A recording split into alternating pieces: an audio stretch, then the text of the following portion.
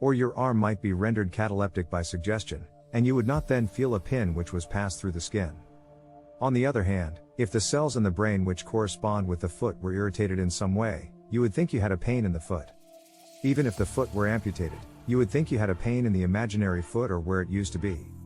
Again, you may have a pain in one knee, or think you have, and develop a sympathetic pain in the other knee. But if the pain is in the knee, why the sympathetic pain?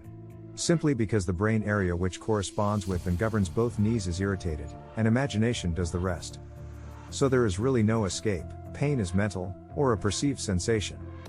Well, if pain is mental, the more one thinks about it the more he suffers, which everyone knows is true.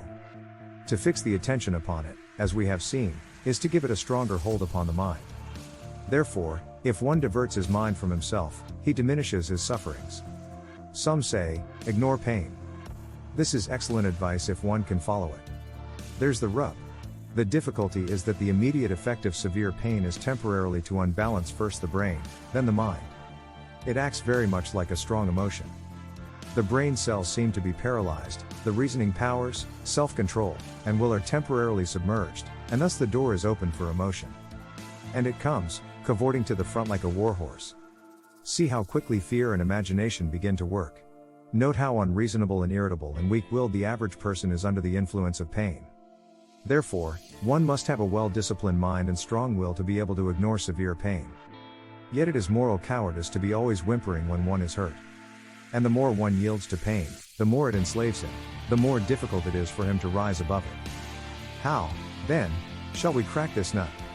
Undoubtedly, it is necessary to cultivate moral heroism.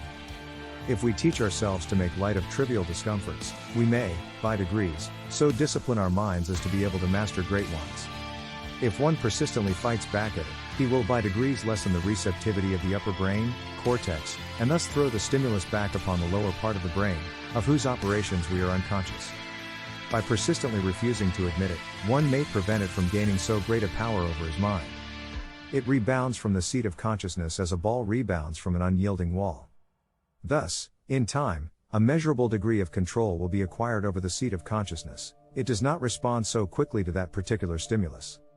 Needless to say, it cannot be done in a day, but it is a moral victory, a phase of self-mastery well worth working for, and above the price of rubies.